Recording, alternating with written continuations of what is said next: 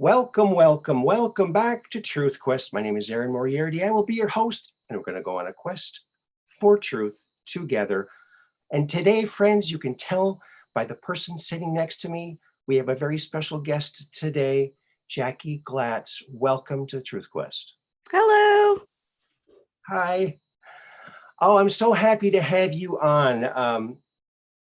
As you know, I had your sometimes art partner, Steven Cefalo, or Cefalo, some people say it differently, on, and he mentioned your name, and I thought, he mentioned Jackie a bunch of times, and then when he said your last name, I somehow didn't hear it until I heard the replay. Oh my gosh, she's my friend on Facebook. I gotta have her. Yeah. This is great. So now for our audience here, Jackie is an artist, and she was helping with the graphic novel for Corey Good. And what can you, well, first of all, let's introduce you, the artist. Now, what got you interested in art? You could probably ask my mom and she'll tell you some really, really interesting details. But I've been connected to art since 2 or 3 years old, and I have not put the pencil down since. Ever since I was a child, I've known that I've wanted to make comics, be a painter, be an illustrator, and even wanted to be a comedian. So, Wow. unfortunately, I wanted to study animation at the time, but when I was in high school, and Disney had a program that they paired with Brookhaven College in the Dallas area, where they could get students in for a 2-year degree, and then they would transfer to a 4-year degree college, which was in like Kansas City. And then Kansas City had a program where they worked closely with Buena Vista and trained animators. Well, unfortunately, I didn't have the grades, so I got a traditional art degree, and I studied painting, traditional painting, just like Stephen did. I studied life drawing, and I also did a lot of painting and drawing on a lot of the things I experienced in my dreams. After that, I went into video game development, got a master's certificate of some sort in video game design. And yay, I know. And then it's like, I actually found a profession where an artist is not starving.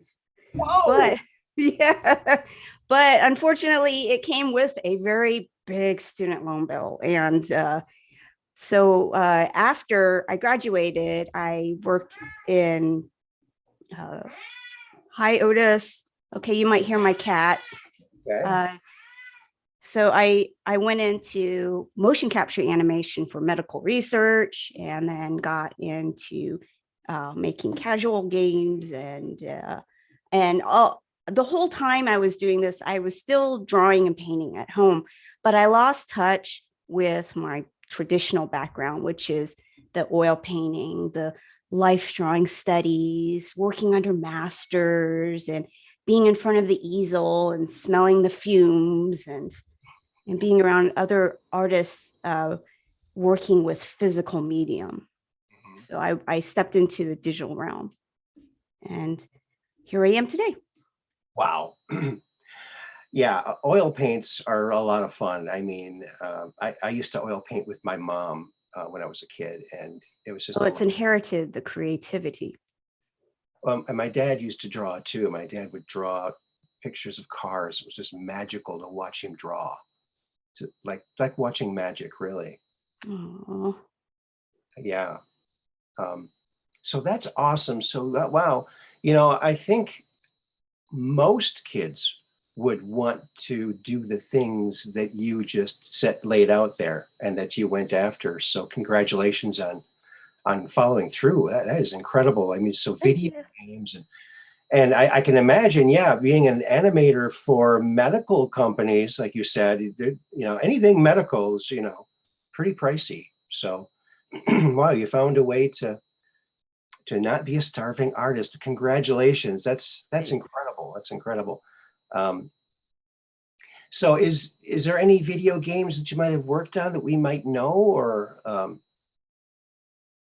Oh no, they were casual games that were on the phone and iPad. They were pretty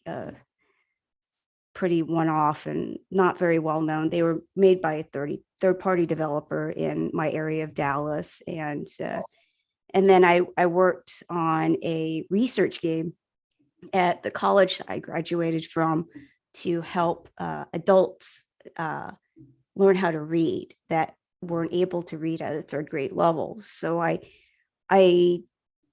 didn't. One of the things that was an internal conflict for me was to make games that were not violent or caused any mental harm to a person. I wanted to create something that was a little bit more lighthearted and diversity friendly. And at that time in the early 2000s, it wasn't as common as it is today. And now you can go to most of the major cities in Texas and find at least 2 or 3 smaller video game companies that make games that are a little bit more on a lighter spectrum versus killing zombies and crab heads and soldiers. Yeah.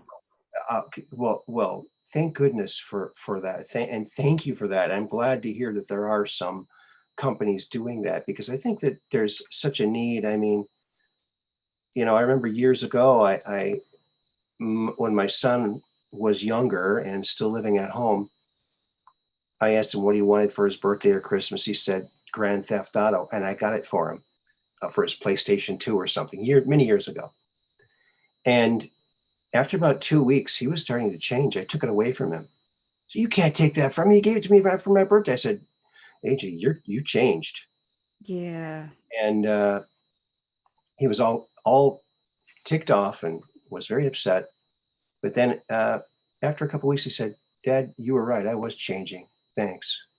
But he probably was playing it at his friend's house. But yeah, he most likely was. I think he got the point, though. And so that was really nice.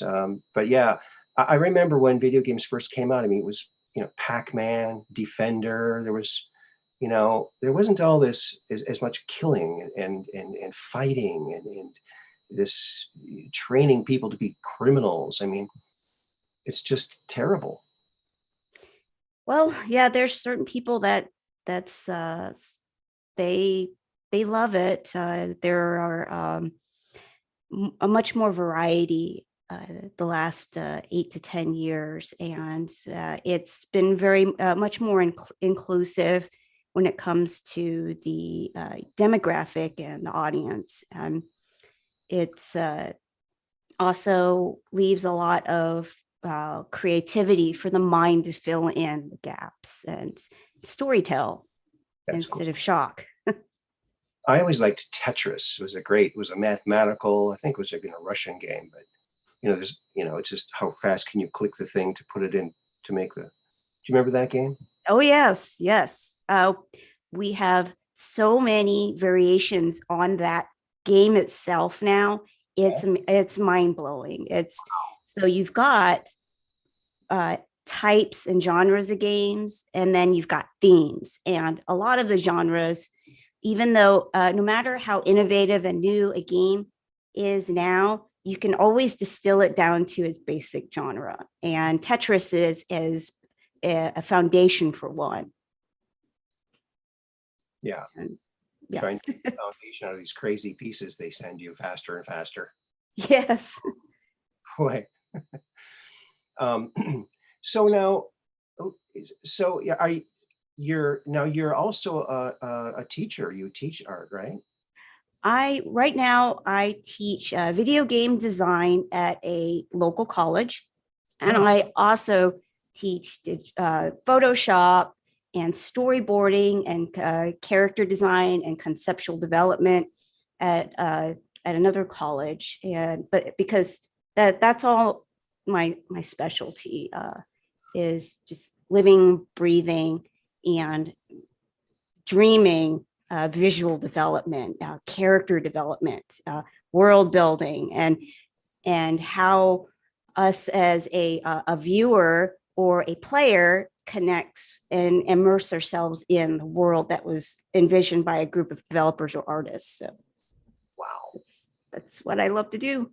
That's incredible. That is, wow. Dream job, dream job. I Um, mean, huh? also teachers don't make as much, but it's not about the money. It's I enjoy seeing and being with the students and watching them figure things out. Teaching is fun. I had the great opportunity to teach some gifted kids in second to fourth grade in What age? toy toy invention and cartooning. And then I also taught daycare, which I had 3.5 to 4-year-olds, and that was a lot of fun. I mean, it's 90% cleaning, Oh, 10%, teaching, but it's fun. Those kids are so funny. I bet. Entertainment. Yeah, It's like yeah. looking at yourself and what you could have been or was like at that age too. They're great little mirrors, aren't they? Oh yeah, and I righted a great wrong too in my mind, because when I was in school, they said, "Oh, teacher went, okay, everyone line up at the door alphabetically." I thought, oh, my first name's Aaron. I'll be first in line, and they went by last names. Oh, So when I was teaching daycare, there was a little blonde boy in my class. His name was Aaron. So I said, okay, we're going to line up at the door alphabetically, first names. So Aaron was first. how cute. I righted that wrong, but there you go.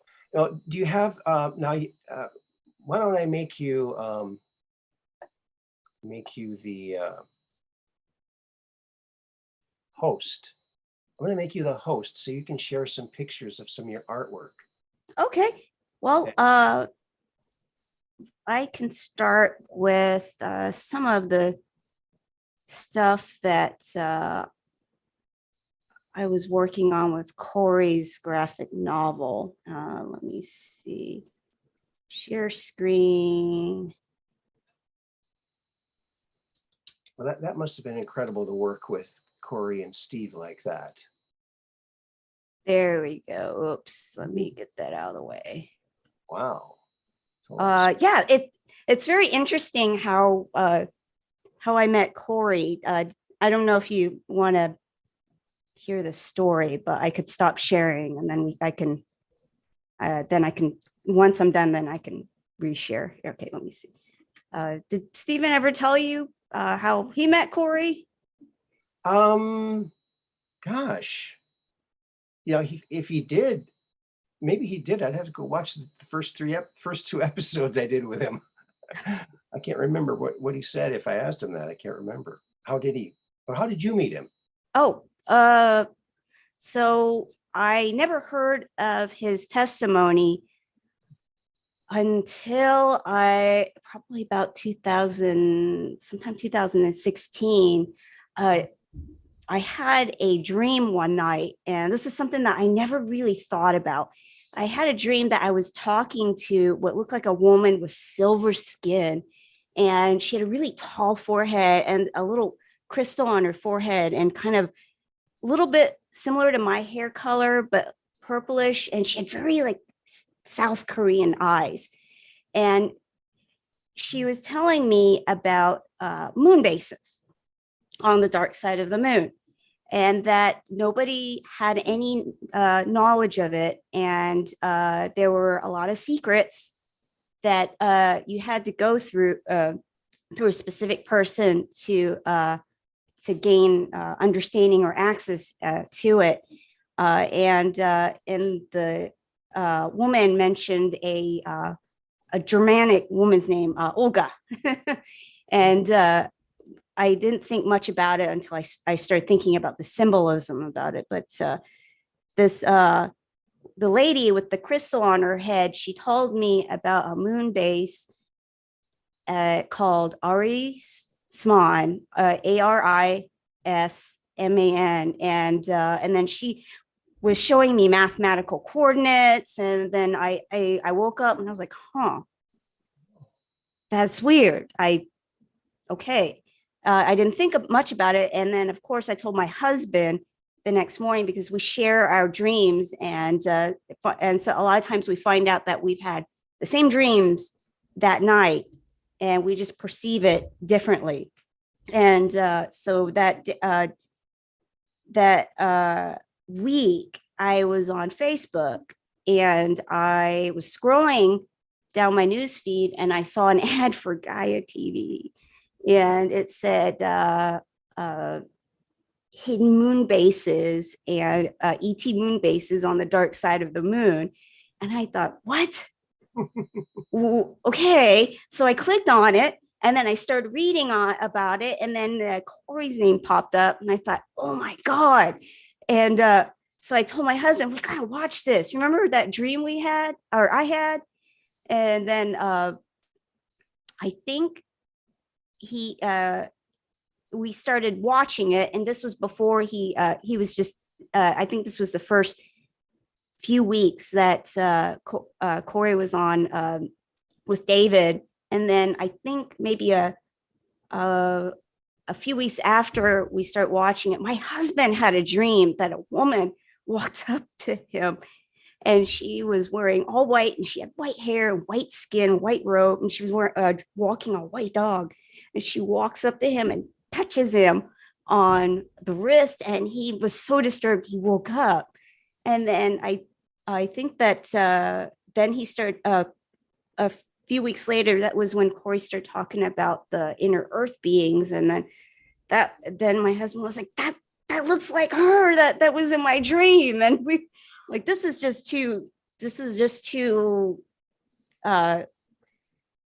coincidental. And so I weeks went by, and then I think around towards the fall, my husband and I went to the Texas Veggie Fair, which is held in Dallas once a year, and is a whole festival for vegetarian and vegan food and activities. And we were walking around, and then Corey and his family walked by, and we were just like, okay, this is, look, Jeff, look, Corey Good's here. And he was like, should we go say hi to him? And we're like, no. And this was when he was starting to change his diet. And so we decided just to let him, Stacy, and the kids enjoy their time at the veggie fair, because it is it's a lot of fun. It's outdoors and kid friendly and dog friendly. And so I started thinking about it, and I after watching a few more of the episodes and saw a lot of art, and I thought, I would like to do some art for him. And I've always wanted to do a lot of art to help other people who have seen and experienced other things very similar to me. So I reached out to him, and then I got associated with him, and that's when I found out he was making a graphic novel, or wanting to make a graphic novel. And so I started volunteering, and I think a year and a half later, stuff happened, and then I kind of fell out of loop with everybody, and then Stephen was brought on board to fully illustrate the graphic novel, and he really took it to another level of masterism. I don't even know the word for it, but it's on a whole other level. And I had been seeing updates through Corey's site, and I was like, man, this is going to be great. This is awesome. And then I started getting into my own graphic novel, and then Stephen reached out to me in, I think, July, and he said, "Hey, why aren't you working on a graphic novel with me? I need help.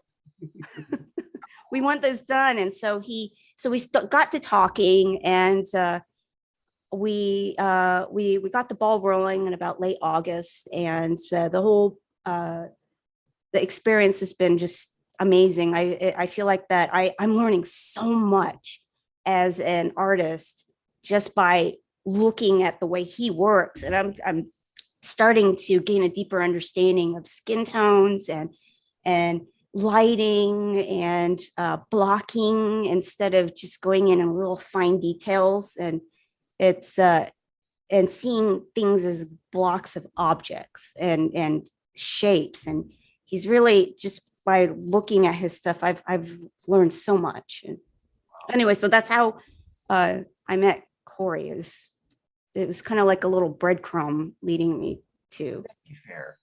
If you want to meet someone famous, people, go to your local veggie fair. yeah. Meet- And he, when I emailed him, I said, "Yeah, I saw you at the local veggie fair." And I thought, "Oh, I hope it didn't sound creepy." He's like, why didn't you come and say hi to us?" Yeah. And So friendly. He seems friendly. yeah. And while they were living in Dallas, I went up to their house to get some preliminary drawings of raw tier air and the golden triangle head being, and we were going to have those hand drawings sent to other artists to paint and flesh out into 3D models. And it was interesting because he lived pretty much like 5 to 8 miles north of me, which Wow. yeah, it was very interesting. So Wow. You were placed together, close together for a reason then, huh? yeah. So Wow. Well, that's incredible. And that's interesting how you and your husband have corresponding dreams like that. very frequently. And that started happening before we met, actually. Wow. And so we're so open about it that we were able to pinpoint the time in our lives where we would have these dreams. We also had dreams about each other and visions for in meditation and so forth before we met. Wow. Well, that's pretty cool. Well, maybe next time you come on, you have to come on with your husband if he's cool with that. I'll talk to him about it. Yeah. Maybe dynamic. So Wow.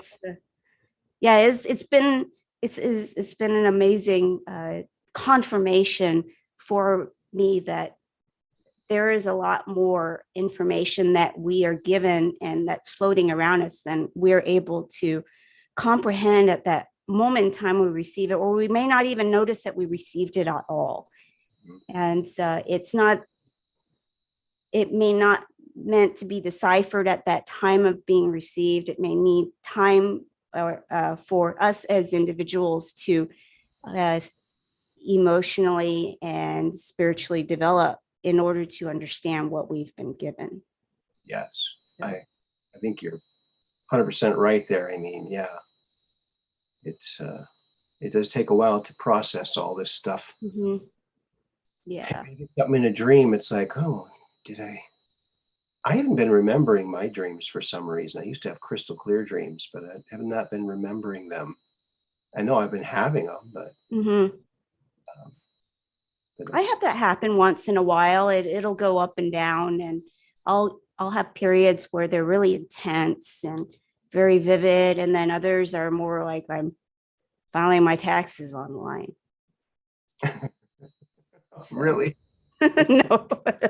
Or washing the dishes, or going and letting the dog out to go potty. And it's they'll go up and down throughout your life.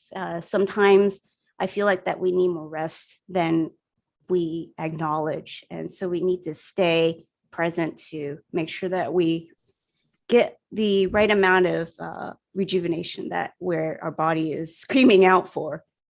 So Weird that we need sleep, isn't it? It's weird that that we have to sleep. When I was a I kid, love sleeping. well, I do too, but I mean, when I was a kid, I used to think, well, how could war ever work? Okay, it's nighttime. Stop. Time out. We're all gonna go to sleep now. We'll fight again in the morning. What's this? But yeah, well, they shouldn't have war anyway. They should just Yeah. play a game of chess. Chess was Well, invented to replace war. You know that? I noticed that there's a lot of strategy involved, and there's I gain a deeper understanding about what drives war, which is the Yeah, it's quite sad, but yeah. people are basically good, and people get tricked into that kind of stuff, I think. I think so too. I'm in that mindset where I look for the loving and positive in everyone, regardless of how malefic and nefarious from the outside that these people's actions are. That deep down inside, they may be wanting to do it for for love, for someone, and then it's or for the future. But it may be that their thought and their heart doesn't encompass everybody. It's very exclusive, which is where the harm comes in. So, Yeah. Well, I've always been dreaming of a glorious, peaceful future, and I think if enough of us strive for that, we'll get it one day. I want it, and I picture it in my mind every day, and I am starting to see little threads of it being woven into our reality, and I'm just going to keep doing that. Yeah, that's awesome. Yeah. So. I love seeing people like living off grid and things like this. This is very cool. Very cool.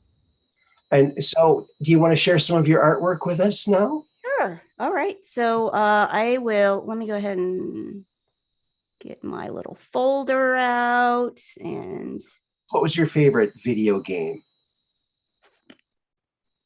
Oh gosh. My favorite video game was the last one I actually played a lot was either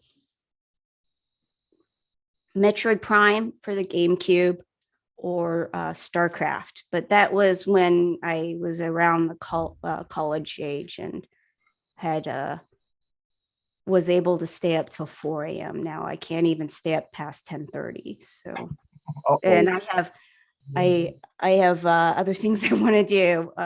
Recently, my husband and I started playing Animal Crossing on the Switch, and we found ourselves playing for almost close to 11 hours a day last year. And then we realized we were thinking, what are we doing? We are playing a game where we're going outside and pulling weeds, raking leaves, tending to your house, talking to your neighbors.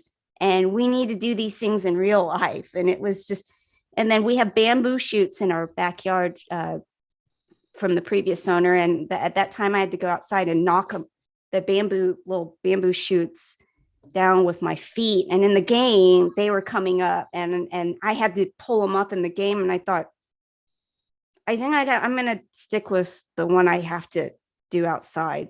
So, wow.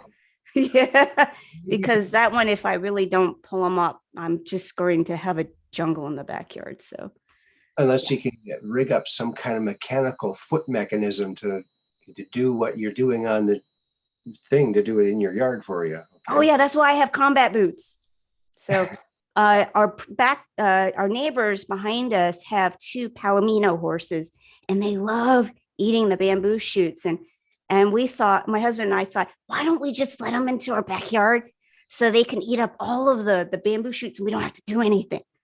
And then we thought, oh yeah, that actually might not be a good idea.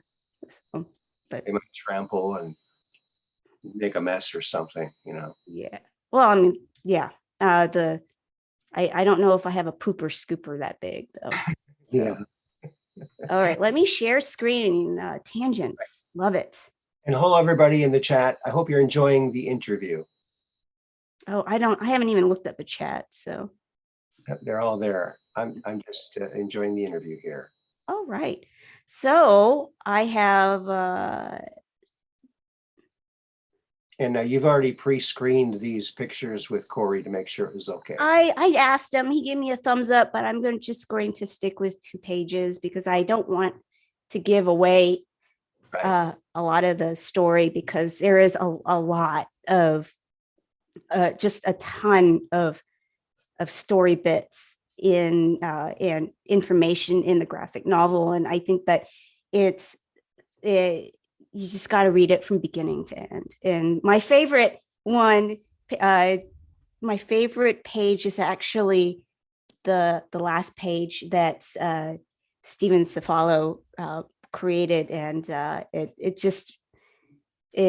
when you see it, you'll see on the first frame the pun that it's just worth it.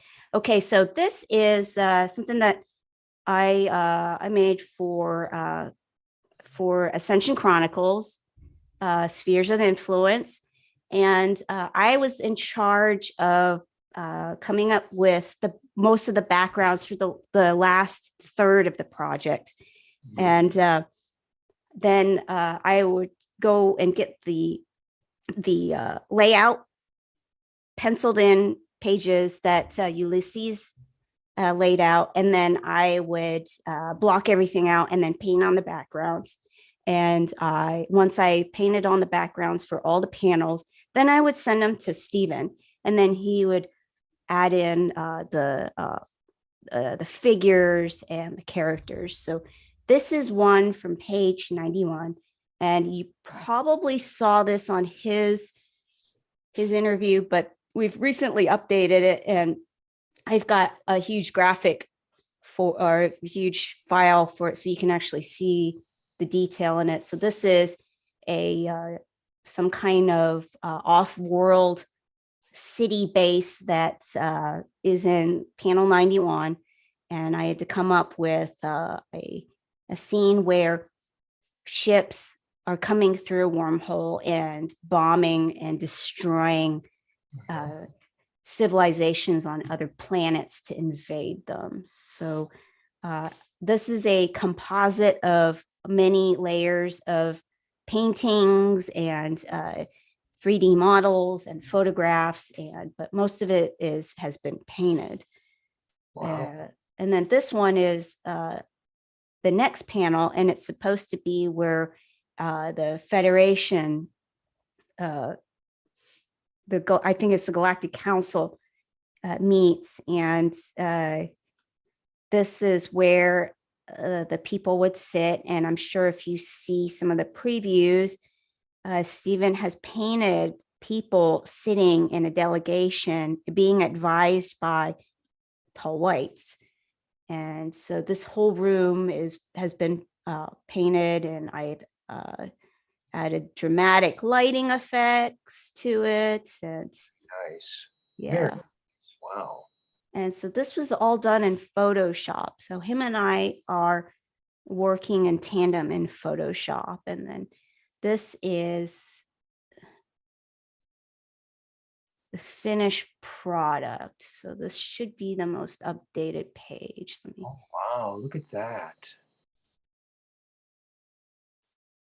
Yes. So you could see that he's added in the ships and the darts. Yeah. And a lot of shrapnel and explosions. And then on the bottom here we go. Right here, you could see the delegation of people meeting and conversing over a a questionable blue sphere that's coming up in the middle of a room. I don't know why I put that in, but yeah. So that is the process that we went through. And I was pretty happy with these 2 panels because I was able to tap into my game art and animation background to create these 2 environments. Awesome. And Awesome stuff. oops. Very cool. Wow. Let's go to this one. This one is, I liked this top panel a lot too. This is one of the later pages where Corey and the Special Ops Marines and Gonzalez face off with the Draco and meet the Grand Pendar. And so this takes place in an abandoned hotel. And so this is what I would do. I would take the layout and block out the penciled in figures and on a different layer. And then I would go ahead and add in paint in the background in separate panels. Nice. And then once I'm done with that, then Stephen will do his magic, do all the beautiful lighting and lighting effects and treatments that make it just go completely to another level of refinement. Look at that glass falling. That's incredible. Look at that. Yeah, it's just amazing. Oh my goodness. Look at those. You got very deep backgrounds too. Very, very nice. Yeah, this was I enjoyed working on the project. I've learned so much, and I've learned from reading Richard Hamilton's script, how a graphic novel's broken down in a script form. So I learned a lot from that.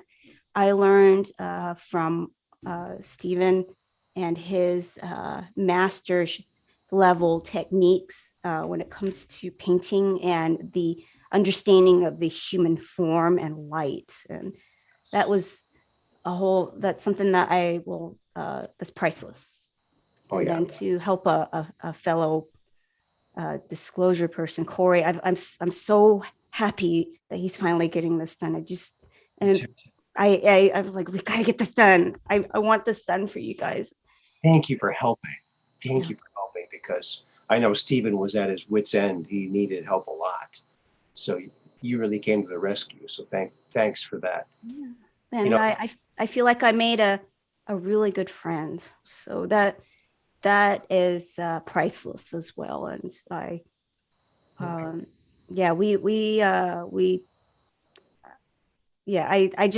explain it. He's such a special, really unique and special guy. And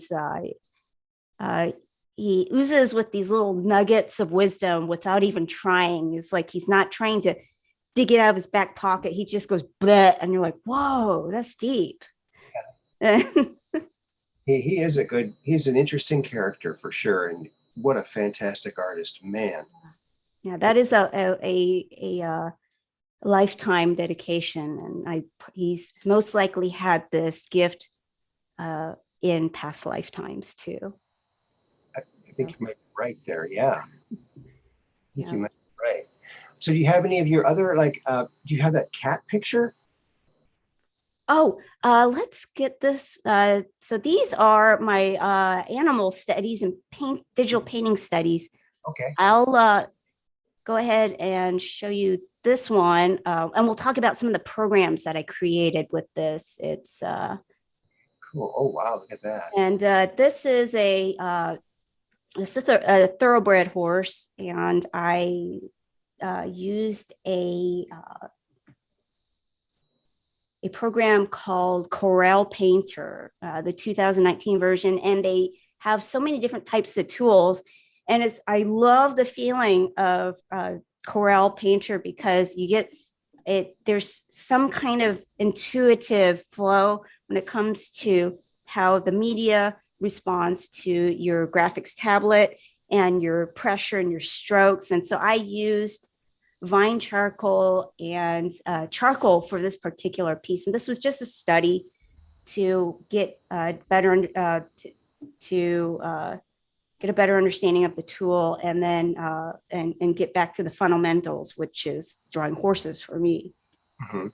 And then next one was this one is Oh, wow, look at that. similar one. This is a digital charcoal drawing of one of my cats, Mama, that passed away in 2017. And I wanted to capture the depth in her eyes. And so I focused a lot on her eyes, and just, she was a very special and unique being that taught me a lot. And I still think about her. And she was like a little Jedi master too, when it came to how she passed away. It's like she knew exactly what to do and how to tell us that it was time and to not interfere, and that she wanted to take care of it herself for the transition. So Seem to know, animals know. yeah, and she actually came to my husband had a dream about Mama probably a couple years before she passed, and he saw her in a dream in a like a black crow form, but she was sweating and having a hard time, like she was trying to transform into something. And in the dream, my husband wanted to help, and all of a sudden this her form stopped him and pointed and said, "Don't intervene." And so he woke up and realized that, no, she's telling us something. And so when she was starting to decline, we were wondering if we needed to call a mobile vet to do a home euthanasia, and we just kept getting the same message: was don't intervene, don't intervene. And so she was able to pass on very peacefully and quickly. So Wow. yeah, our cats are very talkative. And so I noticed you have a little a signature. It looks like another language. Is that your name in another language? Yes. So let me zoom into this. This is my signature stamp. Let me get it up. And it is traditional Chinese, and I don't remember what era of style of writing this is, but it's I think it's an ancient form, probably about 1500 years. I'm sure a lot of people are going to correct me on this, and that's okay because I need to learn. Back then, you didn't sign your name, you got a stamp and a little ink pad. And so when my father had one, and I always loved playing with it, and my mother had one, and it was your symbol. It signified you, and whenever you had a document and you put your stamp on it, everybody knew it came from you, because there was no way back then that anybody could forge that. Okay. And so this is my Chinese name, and it has my maiden and last name on it, and I still use the stamp. It's for everything. And cool. Yeah. Cool. So, I'm glad I asked that. Yeah. And I got it when I went to mainland China in 2009. We went to Shanghai to see my father's childhood home, and then we traveled to Hangzhou, which was just about an hour and a half outside of Shanghai, to do some shopping and sightseeing, and that's where I got that stamp. So awesome! Wow, that's pretty cool. Yeah, it was a lot of it was pretty cool, and I got to eat a lot too. Chinese food, I bet. Just a guess, just a wild guess. Yes. Well, the interestingly enough, when we were in the airport going from Beijing to Shanghai, guess what my father did? He went up to the KFC in the airport and he got himself some fried chicken and a vanilla milkshake. Oh, really? And I sat down next to him and I thought, Dad, where'd you get that? Can I have a sip? He's like, sure. Here. And I took another sip and he's like, you know what? Why don't you go get yourself one? And then he pointed me to where I could get my own. And then, yeah, so pretty long line. That's very cool. Yeah. So, okay. So this one is probably the one you were asking about. And this piece is the most recent one. I started this last year. And this one was done in a different digital art program called Procreate on iPad. And it's each program is very different. And even though this Procreate, you can create content a little bit faster, the options and you don't have a lot of options or control over it. But I was able to manage with it and get exactly what I wanted to this piece to embody. But this is started off as a sketch of my cat Sprocket that passed away in June of last year. And then I started the painting and I just couldn't get myself to finish it because it was emotionally hard. And last weekend I got to the point where I finished it, and now it's ready to be printed. And he's going to be hung and printed and hung in our living room. I love it. That's great. So, and he was like, Cats look almost like and one of these cat aliens that they talk about. Cat aliens, huh? Have you heard about these? These they're like lion type beings, but they're bipedal. Really? Cat features. Yeah. Have you seen Okay. them? You heard of it? Yeah. I heard a little bit about them. Yeah, he looks okay.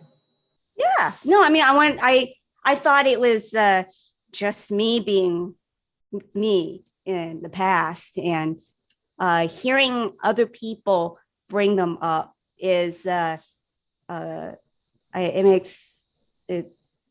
it brings me a lot of joy, and I feel like I have a family out there that has seen or heard of similar things. So it's nice. So tell me about what have you heard about them? Let's gossip a bit. Well, I know I've heard As You Wish, what's his name? James Gilliland talk about these what does he call them? Feline beings.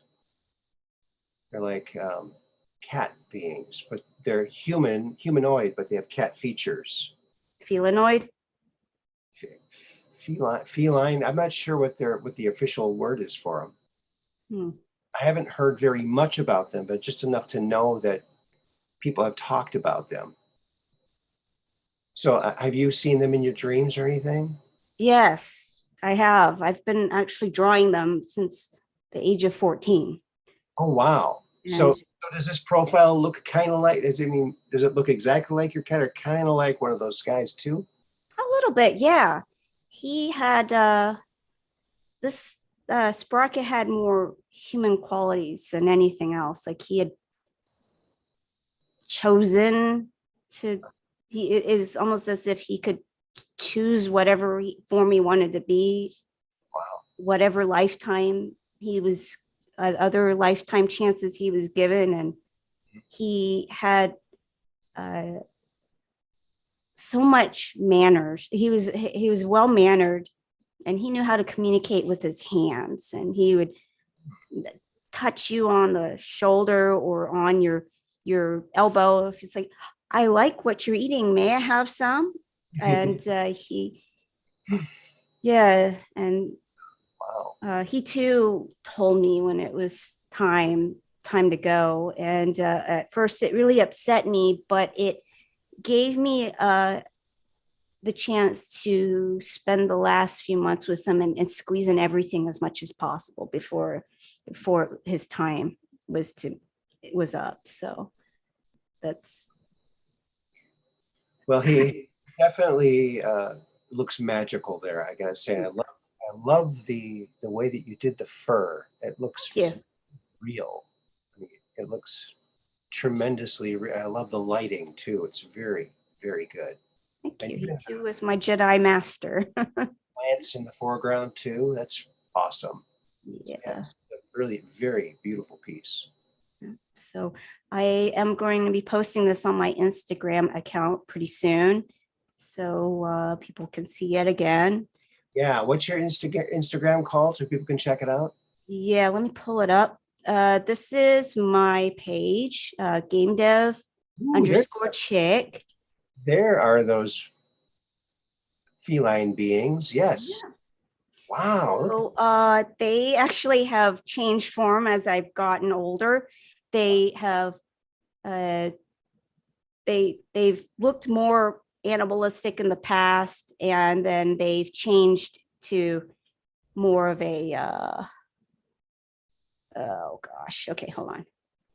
Thundercats. A Remember little those? bit more. Well, Thundercats, they still had very human-like faces. So this one, so what I like to do is I like to start with anatomical studies, especially with animals, and this time I focused on the face and some of the small facial muscles that make felines unique, and then all the ways that they hold their ears Mhm. and their muzzle. And so I did a quite a few drawings of them first, and then then Yeah, look at that. I got to that afterwards, and then I this one was as a result of these studies, and then I also have the live subjects that are always willing to lay around and sleep while I draw them. So it, then Oh, you mean the cat beings? cats, yes, live subjects. And then so I went around and this was in Procreate too, and I thought, why don't I make a like a comic book esque graphic novel look Yeah. with the feline characters, or the I call them the felinoids. Because I don't know what star system they came from, but they, even though they've changed styles over the years, because my drawing styles and skills have changed, but this one was probably the most recent style or appearance that I've grasped onto. But I'll talk a little bit more about what they looked like in the past through my dreams and how they started. But so yeah, this is my Instagram account, and here you go. You can see Sprocket, the Oh, there's this. pencil. Yeah, this is the pencil drawing that started it. Wow. Now, Yeah, there's actual pencil, or is this like a pencil on a pad? pencil and paper, Okay, pencil, good. paper, eraser. Yes, I love that. That's what I do too. Yeah. Awesome. and then of course I'll You're a talk about superhero. Is that you? yes, and I'll talk a little bit about the graphic novel I'm writing and designing the characters for. And yes, I am my own superhero. So Look at that. um, Oh, that's awesome. thank you. Yeah, I That rock. we my husband and I watched Captain Marvel, and I thought, oh, I want to make myself into Captain Marvel. So here Oh, wow. I love it. and lots of food pictures, food pictures, animal pictures, sketches, dog pictures, and then here's a self portrait I did a few years ago. Look at that. So yeah. Wow. Anyway, so yep, game dev underscore chick, an old AIM handle. and I still use it. Oh, game dev underscore chick. Cool. Now scroll down a little bit. There was another picture there I really liked. Can you scroll down a little bit? Yeah. Keep going. Past the food. Pass the food. Yes, pass the food. This one right here, these two, the one with the ears and the one above it. The girl with the braid and the big ears on the left. The scab. Go back up a bit, a ways. This one? No. No, keep going up. Right there. Kind of the one with the big elf ears and the one above it with the two girls in the dresses. Right below the green leaves. Yeah, right here. Yeah. Yeah, those are quick pen sketches. Love it. Thank you. Yeah, That's trying to get the idea out as quickly as possible before it degrades. And yeah, you have to get it. Sometimes you got to draw it pretty quick. yeah, Or you forget it. it's kind of like writing a joke out. If you overanalyze the grammar, then it just loses its magic. Mhm. So I wouldn't know anything about jokes. I don't either. Yeah. So yeah, lots of I'll continue to add more over the years, just as long as Instagram is still around. So Game dev chick. Game. Yeah. All right, that down. Dev underscore chick. Oh, right. Instagram. Yeah. And when you get your, now, maybe you don't want to talk about what your graphic novel is going to be about, but when you get it done, I really want you to come back on so we can tell people where they can order them. Okay. Yeah, I too want to self-publish, and I'll talk a little bit about it because I think the subject matter is going to really resonate with a lot of listeners of your show. So Oh, great. yeah, lots to talk about. So Wow. bye, Sprocket, and Oh, Sprocket. So yeah, you're such a good boy. Let's see. Dream creatures. We'll get to the dream creatures. Where did that other one go? Huh. Okay, so one night I was looking, this was probably about 22, 23 years ago. I was looking at the cat, my parents' cat, and I could have swore she was talking to me. I was only about 19 or 20 years old. And then all this color started oozing around her. And I could see this little swirling, like pulsating thing coming out of her, in between her eyes. And so I was in college at the time and taking a lot of art classes. So I decided to do a watercolor of this, but this is really old, low resolution image of what I saw. And this is, awesome.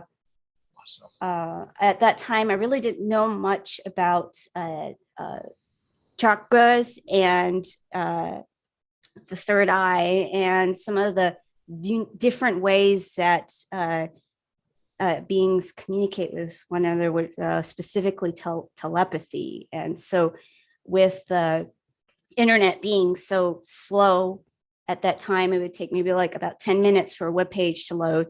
I got a little bit of a very generalized understanding of what telepathy was about at that time. And so Cleo was definitely trying to say something to me. That's awesome. Yeah, so that was one of my very earlier experiences that made me go, there's a lot more to the universe than I'm being taught. Yes. So another one, let's see. Oh man, I have a lot of just weird dreams with animals. And so this was a drawing I did in 2004 when I was in the game development school, and we were supposed to come up with a idea for a video game. And I decided to write out some of my experiences and accounts to create a story and a character. And so I also used a lot of beings that I saw in my dreams. And this guy, he looked like a prehistoric fish, alligator or guard with white skin that that had a flat nose and coming out of a tank and trying to talk to me in my dream. And so this is a marker and color pencil drawing of a scene in or not a scene, but a part of a level in a video game idea that I was working on while I was in that game program based on one of my dreams. So cool. It's yeah. like one of the fish you see in the very deep ocean. Yeah. Crazy sharp teeth. Wow. And then this person, this is they're really, really shaky, low res notebook paper drawing of someone I saw in my dream. And this person came to me about 4 times, and it was pretty sporadic. And the first dream I had of this being was probably in about 2009, and it was I was sleeping, and all of a sudden my regular TV programming of my chaotic dreams were disrupted because everything was enveloped in gold. And all of a sudden I could feel what felt like wind blasting my hair behind me, and then this face just burned into my mind. And this I'm gonna call it a she, I don't know if it's it or they, but she showed her face to me, and she had this little dot here and a very high forehead, and the hair looked like it was receded back, and a very tiny little neck, and a giant head and wrap around eyes, but she had eyelashes. And she looked at me, and then she smiled and disappeared. And when I opened my eyes, I could still see her face burned into my mind. Wow. And so I that next morning before I went to work, I drew it out. Actually, maybe I did draw it in a meeting when I was supposed to listen. I don't know, but it would happen that next day. So it's again, there's the art I draw, and then there's the things that I will I try to get out from my head on the paper as quickly as possible before my analytical mind starts distorting and everything. So now, to me, that looks like could be a possible alien human hybrid. yeah, I've heard Sort of other alien. people tell me the same thing. Yeah. And then she showed up another time, and I think this one was probably 2010. I got a little bit more detail. Look at that. Wow. And That's beautiful. so I was trying to at the bottom of the page, you could see that I was trying to get the eye to skull ratio down, but the eyes look the same. The way that this person looked was the same skin color, the feeling that I was getting from this being, and the way that they were communicating with me. I just felt like I was a friend was saying, "Hi, don't forget about me." Wow. And then the next dream I had of this being was I dreamt that I was at home, and I heard knocking on my door, and in dream I opened up the door, and there she was again, but she had 2 others with her, and they were much taller, and they looked a little different and a little older. And it was almost like she was bringing me to bringing some friends or siblings to come and see me. And it was, yeah, no words can explain that. And then the last time, very, very last time I saw her was probably 6 months later. I think maybe late 2010 or early 2011, where I got that same feeling that she was around again, but I was sleeping. And then as I opened my eyes, she was in the corner of my room. Ooh. And as I was waking up, I could feel like it was a electric current running up and down my body, pulse, pulse, pulse. And I could feel as if someone was flashing like photo light in my body, not on top of my skin, but in my body. And then that woke me up. And then I just got this feeling like I was being watched. And as I opened my eyes, she was in that corner again. But this time she was there, like physically there. And I could see how tall she was. Wow.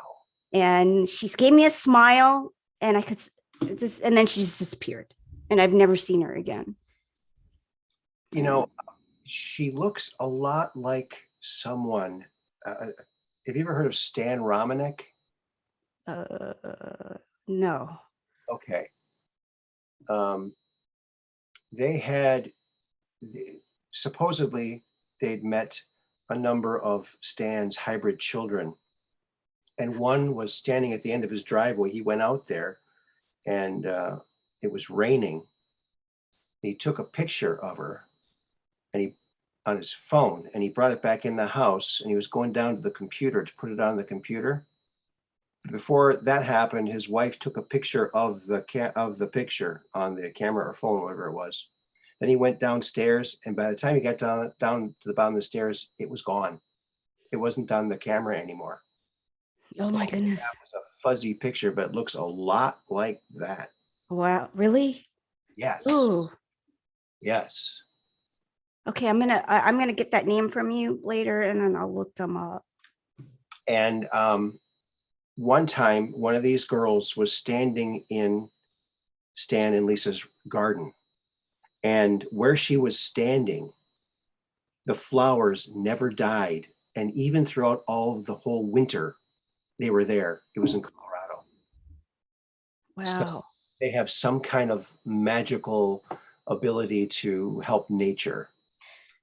I tell you what, I noticed a difference in myself after that happened, and I that's when I started really having to be careful with my diet, and I started getting sick from what I ate. Mm. And Is that when you became a vegetarian? I was a vegetarian in college, probably about 2000, and then my heart wasn't into it. I thought my heart was into it, but I wasn't ready. And being in Dallas, Cowtown, it was very hard to find vegetarian friendly food. And when you go to Dairy Queen and I would order a steak finger sandwich and tell them to take the steak fingers out, but to leave the cheese and the onions and the bread in, they look at me like I was insane. Yeah. But so I actually I got really sick in 2011, and I went vegan for a week, and I started feeling much better. Okay. And then I think 2 to 3 weeks later, I met my husband in yoga class, and he happened to be vegan. And we got to know each other, and that's another story. And he actually made the transition very easy for me. And I cut all animal products out by 6 months later. Yeah. Oh, good. And it's been a decade. So, I found some soap that doesn't have animal products in it. It's called Kirk's. It's from like the 1800s, Kirk's soap or something like that. Dr. Bronner soap. No, it's something Kirk's, just a white package with blue lettering. But yeah, it doesn't have any animal products in it. Yeah, I couldn't do it. I couldn't do it anymore. So I call myself a vegisquarian. I'm a vegisquarian. So there you are. Whatever So that.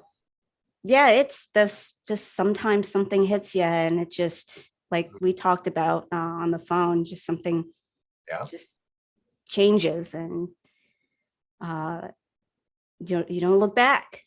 No, Oh, I can. no. And I liked the flavor of meat and I still remember it, but I don't have any desire to eat it again. And I really don't have any desire to eat a plant thing that looks and tastes like meat. I don't know. No, it doesn't excite me at all. I don't know. uh, I had a yoga instructor or yoga teacher. She was born of a vegetarian, a whole generation of vegetarians from India. Actually, she was from a part. I don't remember what country in Africa, but they were Gujarati Indians were living in Africa, but they all managed to stay vegetarian for several generations. And she said she just never really got it either, and it just never really appealed to her. And so it's like when you don't have it in your life, then why have it? So Right. Yeah. uh, Even the Jewish tradition, I know they have separate utensils for when they eat meat. So huh. there you go. There's something there too, to that. I wonder if it's cross contamination, even the most Yeah. minute like protein that's left in something, I get sick from it. Yeah. Yeah. That might be. And then there's also anyways, no, that's for another story. There are some people who are fruitarians too. I kind of like that idea, fruitarians. My They- husband did that one time and we both lost a lot of weight.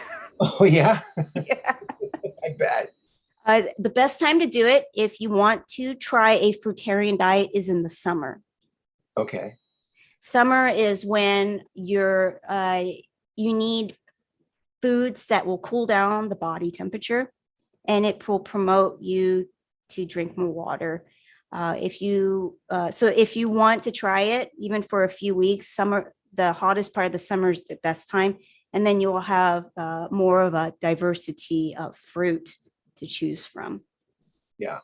So yeah, Yeah. give it a try. Let me know how it goes. If summer ever comes here, I live where you have to shovel the weather. So We either get frozen and then we get baked for about 80% of the year. yeah. Yes. So Are you still in Texas then? yes, I'm a little north of Dallas right now. Well, you guys, I gotta say, you guys have the best toast. Texas toast. I mean, that's it. That's If the you're best. not gluten intolerant. Right. I don't eat bread, but I mean, I still admire. I admire the Alamo and the toast. Those are two good things that Texas has going for it. We've got a lot of weird here too. Oh yeah. Yeah. Yes. Well, I'm closer to the Oklahoma border, Okay. between Dallas and Oklahoma, and we have a big rural community. We have 3 colleges in our city. We have locals that we call.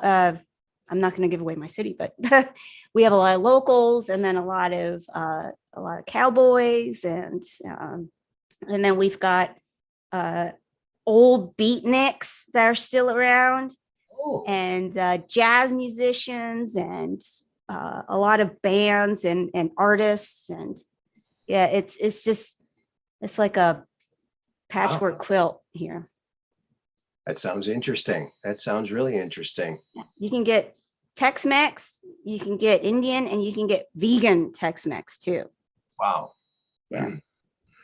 That's another thing. You go to the grocery store and well, now there's getting to be a lot more things there for vegetarians and vegans, but Boy, you talk about pre-made dinners. There's not much there, you know. Yeah. It has meat, but Yeah. So yeah, okay, back to art. We yes, go from food to art. yes. And so this guy came into my dream too. He looked like a little dog Okay. and just was in my face. And I just I feel like this was the my cat coming to inspect me before he decided to become born and find me or me find him. It was, Oh, wow. yeah, I don't know how to explain it, but when I see my cat Otis and the way he acts and walks around, he looks and acts so similar to this being I saw in my dream. Wow, like an embryonic spirit form or something. Yeah, yeah. Wow. His ears almost look sort of humanish in a way. Yes, there was a human level quality to this being that I saw in my dream, and it almost it hopped in the air as if it just completely defied gravity, but its eyes stayed fixated on me the whole time. It moved around my space, Weird. and it felt dog-like. And my cat Otis is he exhibits the same behaviors as this being I saw in my dream, and I feel like that it's him in some way or form. But this Wow. dream happened maybe 6 months before he was born. So, Huh. Wow. and of course, Ra.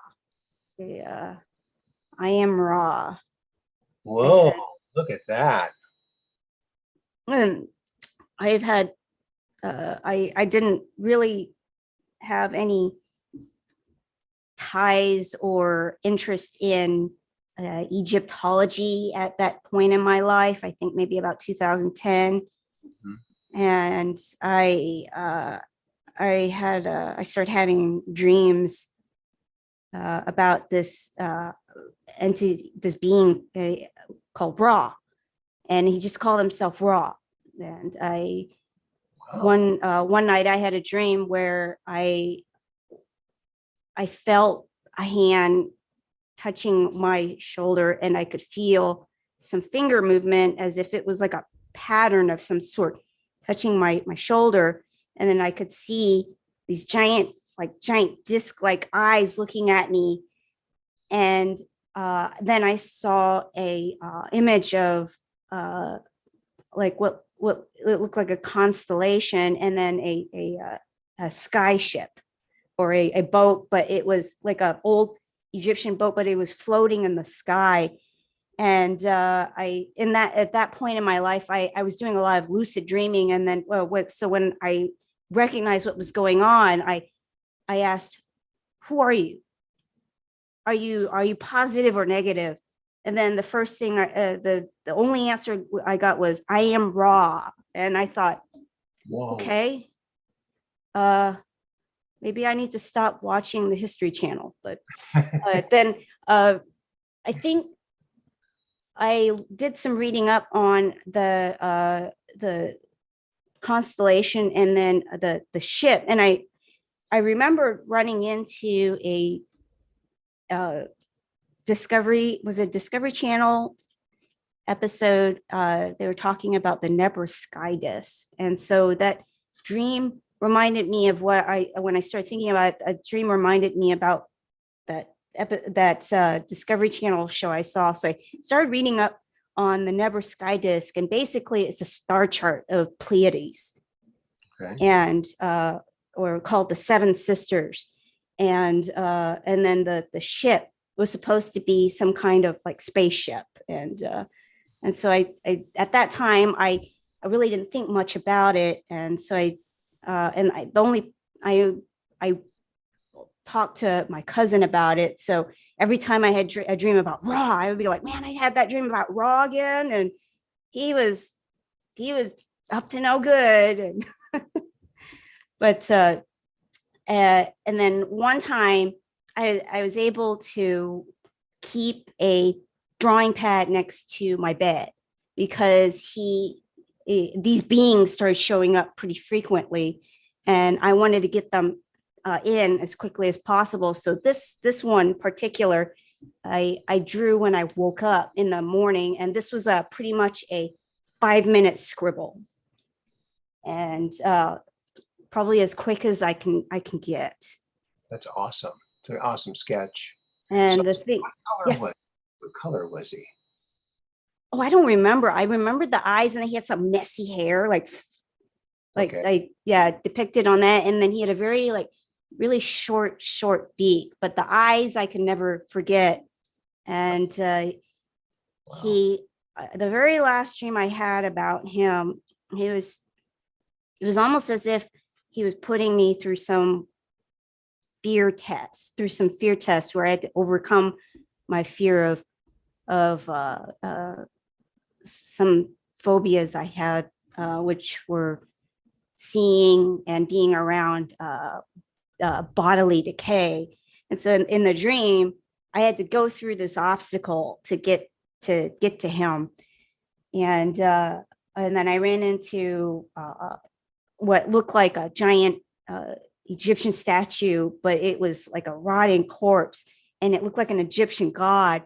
And I was looking at it, and all of a sudden I could feel, and then I looked down and I could see those feet coming out, and it was the raw feet. And I heard him tell me, this is Horus. Horus was created in my likeness. Horus became power hungry and needed to be destroyed. And I had no idea what that meant at all.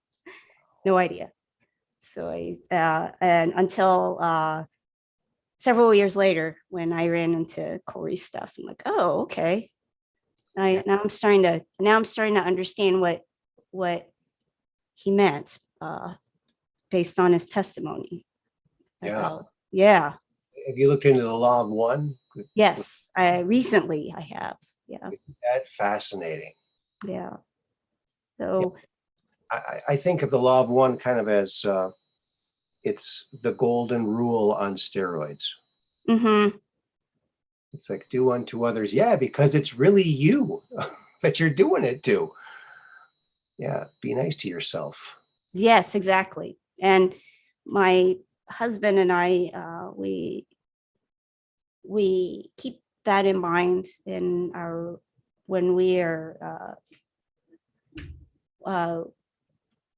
working through things, or when we're talking to one another. It's almost as if we're looking at ourselves. And when we first met, I started to see a lot of myself in him, even within the first couple of weeks. And wow, awesome. Yeah. That's a cool connection. Yeah, he too, I had, so going back to having super intense dreams and then having periods where we're not having any. I had a couple of periods in my life where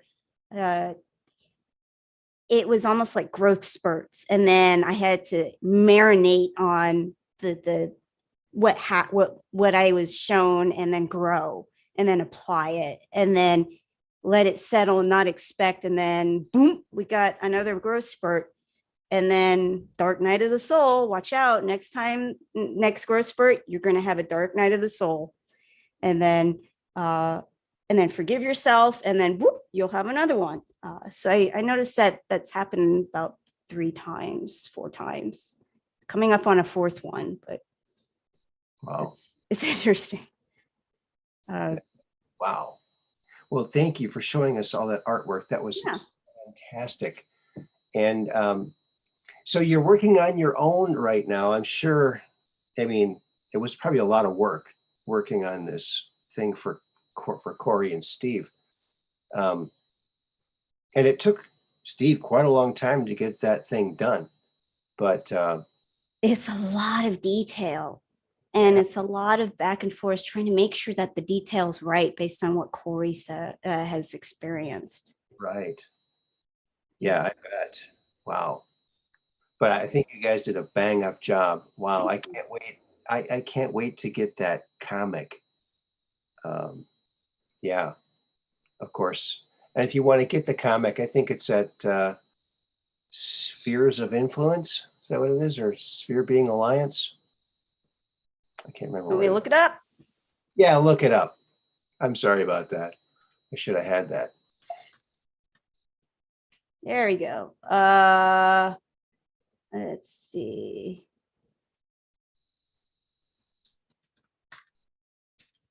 Good night, Abby.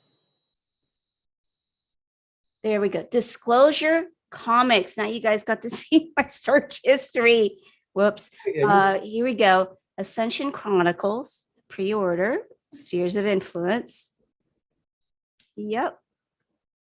And pre-order now. I think that they are, I think by the end of March, I'm not going to promise for him, but I read that is his goal for getting the first wave out. Awesome. So we have a few more pages to touch up before we go, before everything is handed off to the printers. But Corey and David, I don't remember his last name, David K, is going to sign off on everything, and and then it gets printed. And so, but a lot of other things are coming. And then once that's done, then I'm going to hop back onto my own graphic novel and start applying what I learned from this project onto my own script. So, and then get my script reviewed and get feedback, and then I'll start working on storyboarding and layout for it. So, awesome. Yeah. I can't wait to see that. That's going to be incredible. So this one, where is it? Okay, yeah. So this is a okay, we can screen. Yeah, that would help, wouldn't it? Okay, let's do. So we didn't see your history before. We always me and you there. Okay. All we saw was me and you there, I think. Okay. So this is a preliminary idea of my main character. Okay. And right now she's called Janina, and it's a Hebrew name. And the story is about a wanderer, and the setting is supposed to be late 90s, early 2000s. And her story is based on a lot of my own personal accounts and my own personal growth and understanding of what I was going through at that point in my life, understanding the dreams and seeing the cat people and what they mean. And but there's going to be an underlying lesson in the story that I'm writing, and it's not just about ascension and understanding, but it's about taking responsibility for your actions to make a better future instead of leaving it up to other people, and to forgive yourself. So, beautiful. So I'll keep you posted on this, and you can, on Facebook or Instagram, you can see more art once I start fleshing out the story a bit more. So that's great. That is awesome. Wow. Yeah. Wow. What a cool background you have. Art, animation, and video game design. Wow. Video game design. I remember when the first video game came out, Pong. It was pretty revolutionary. I've played Pong before. Yes. Yeah. Where it all started. Well, it sure has gone a long ways, hasn't it?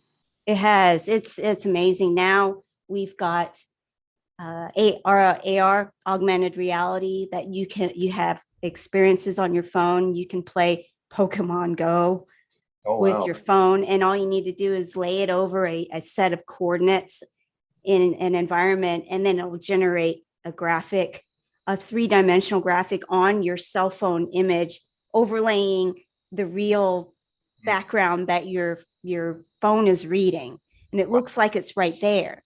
Yeah. Wow. That's pretty cool. Now, people might not realize this, but before the show, we had to coordinate because we're both in the upper atmosphere in our spaceship. So we had to make sure we weren't going to like cross each other Yes. because we're talking, we're on autopilot. So we had to make sure we were on different vectors. So very important. Isn't it? Yes.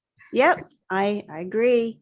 Yep. So it's nice to know, to talk to another fellow artist and get better connected, especially being so far away. And yeah. I mean, I'm talking to you. Oh, I'm far away. Oh yeah, way above the earth. Yeah, it's hard to keep the signal going way up here like this. Yes. Yep. Thank goodness for Starlink. Yes. That makes it all possible. Well, is there anything that you want to leave our friends here with today? Do you think we're done now, or do you want to talk a little bit more? Is there anything else that we didn't cover that you might want to talk about? I mean, I think that there's so much to talk about. It can be several hours, but we could always box it in to subjects for later shows. Yes, we certainly can. Always open to that. I love talking about this. Yeah, it is. It's great. And how interesting that you had a character named Ra in your dreams that was a bird. Yeah. I don't tell a lot of people about that. Why not? Well, I think in the past, it stems from telling people that some of my friends, they thought I was just that as crazy. And Wow. yeah.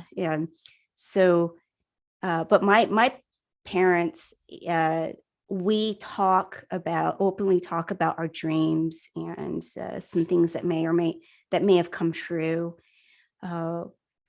Especially my mother. My mother's seen ghosts and have had loved ones that have passed away come visit her. And it was encouraging. And so my father was always very encouraging for her to talk about it too. And so we were very open about it as a family. And so whenever we would have someone come by, one of us having a dream of a relative that has passed away, we make sure to tell the family.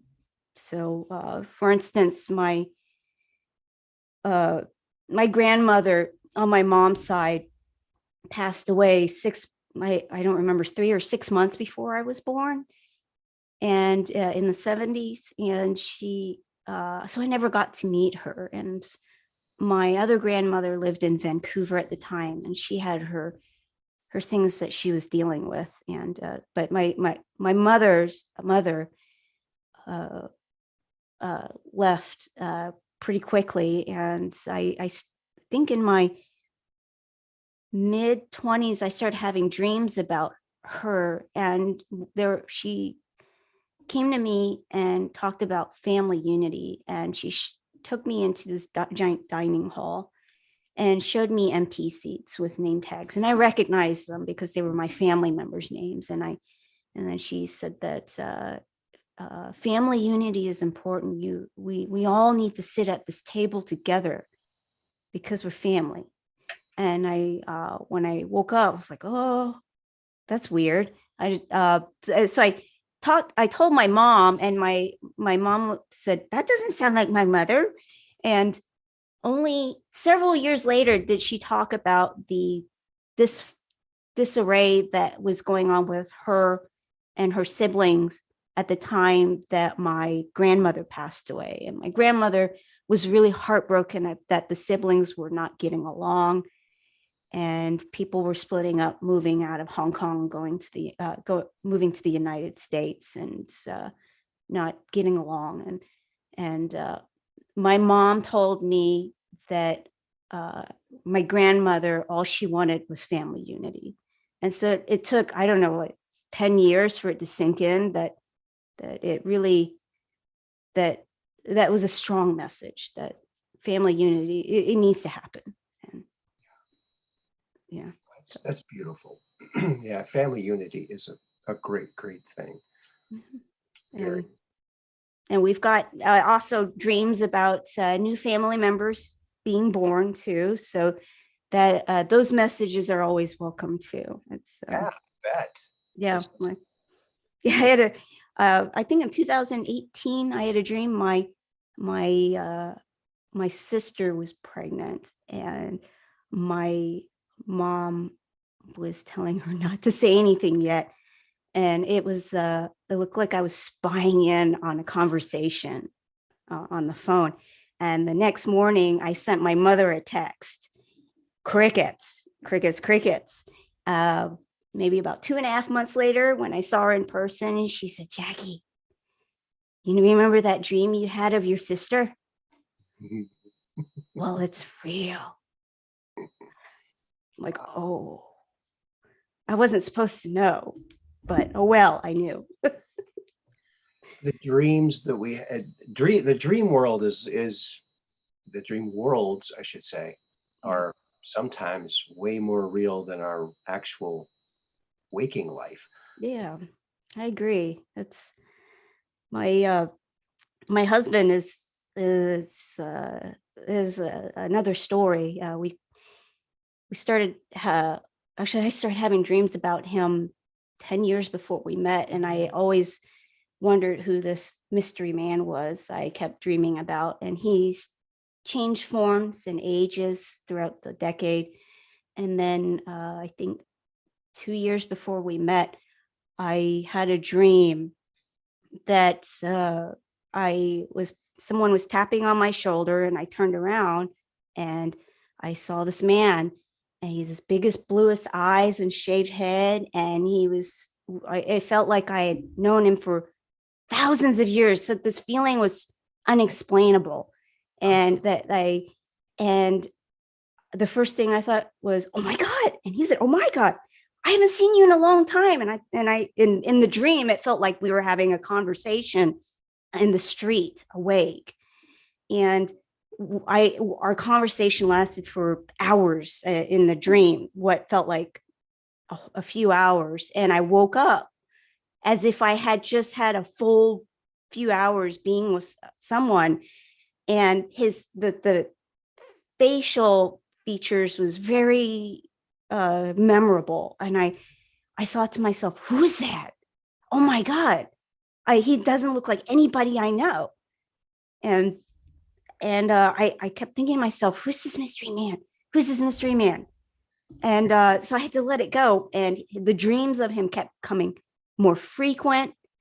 And I think the few weeks before we met, I had a dream. We met in yoga class. And then a week before we met, I had a dream. I was walking down an aisle in church, and I saw the back of this same man in a black tuxedo, and he was talking to my father. And he was so happy. And I woke up from the dream. I decided to tell my coworker because it was so profound. She said, "You're going to meet him." Ooh. And I thought, who? The man you're supposed to be with. I mean, doesn't it just, and I wasn't, I couldn't believe it because it felt real, but then I couldn't see him and I didn't know him. Right. And I went to yoga after the new year in 2012, and I sat in the back, and I usually do my stuff, and then I run out because I don't want to talk to anybody. And there was a man sitting in front of me, and all I saw was his back. and he was talking about a difficult year, and because we were supposed to share some good news to the class and instructor before we start classes to set a positive intention. And then the instructor said, "So how are your two cats, Jackie?" And I said, "Oh, they're starting to get along. This new cat's still a punk." And then we did our practice, and then after class I got up and I walked to the shoe hutch, and this guy comes running, panting, red face, and he stops. He goes, "So you like cats?" And I'm like, in my mind I thought, who is this creep? Yeah. But he said cat, so go on. And so we started talking, and he talked about asked how many cats I had and what their names were. And then he started talking about his cats. And then I completely forgot it was 30 degrees outside, covered in sweat, and I had to walk to my car, and it was going to be frigid outside. So this man and I started walking outside, and we just didn't even think. And then the next thing I said was, it's really interesting how synchronicities work, because we found out within the 1 minute we talked how similar our cats were. And then I said, "Oh, here's my car." And then he said, "Oh, here's my car." And we had parked next to each other, and we were driving the same car. Whoa. But one was blue, one was green, but the same year and same make and model. Oh. And the next thing he says, "Well, speaking of synchronicities." Yes. So we sat outside, we started talking some more, and found out we had been eating at the same restaurants, because he told me he was vegan, and I was like, "Oh, okay, I was vegan once. Don't think I'll be one again." Famous last words. And so we got in the car, we got each other's names, and then as I got into started my car, I thought to myself, I feel like I just met my soulmate. I don't know how to explain it, but it feels like soulmate, but not really. Mm-hmm. But I feel like I just looked in the mirror and saw my twin. Wow. And that night I kept thinking about it. And he found me on Facebook the next day, and he admitted to me that he saw my a picture on my page that was he had a vision of my face. I think a month or two or a couple months before we met, and he didn't know who this mystery woman was either. And seeing these pictures on my Facebook page confirmed that, because it just like we were hot and sweaty and covered in layers after yoga, but that picture, he was able to recognize me. And so we got to talking, and then we started, he told me that he felt like he met a twin. And I told him that's funny, because I was thinking the same thing after we left that night. I felt like, I said, I feel like I know you, or I've known you before, but I've never met you.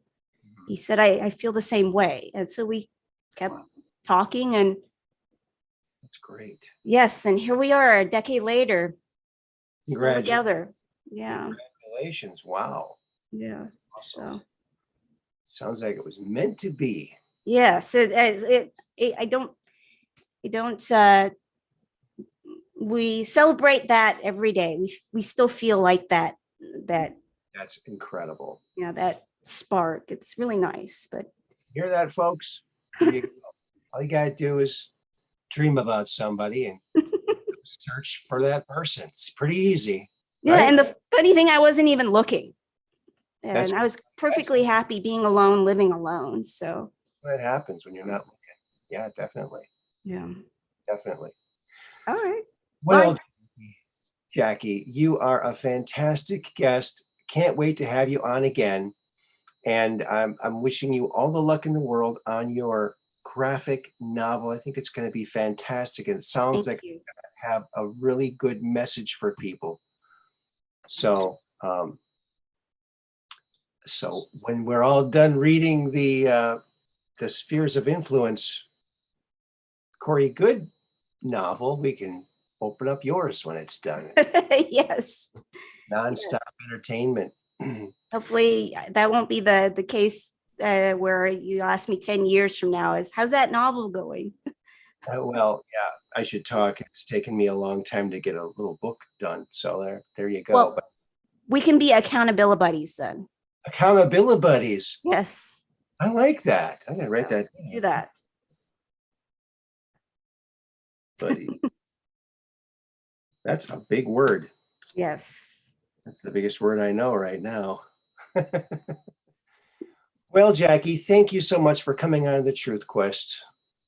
Well, thank you for having me on. It was a pleasure. You're very welcome. You're very welcome. And you're always welcome here because we're just down range of strange, where the outrageous is contagious and the paranormal is the new normal.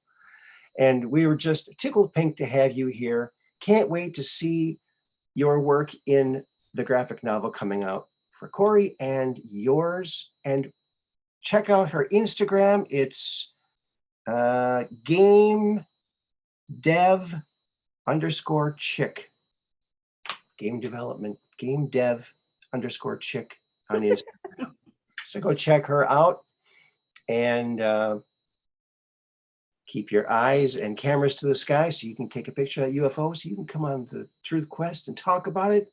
Until then, peace in. Live long and prosper. Yes, live long and prosper. Love it. Oops. Oops. Yeah. Oh, you have to put me back as the host so I can. How do I do that? I can do it. Maybe I can do it. Let's see.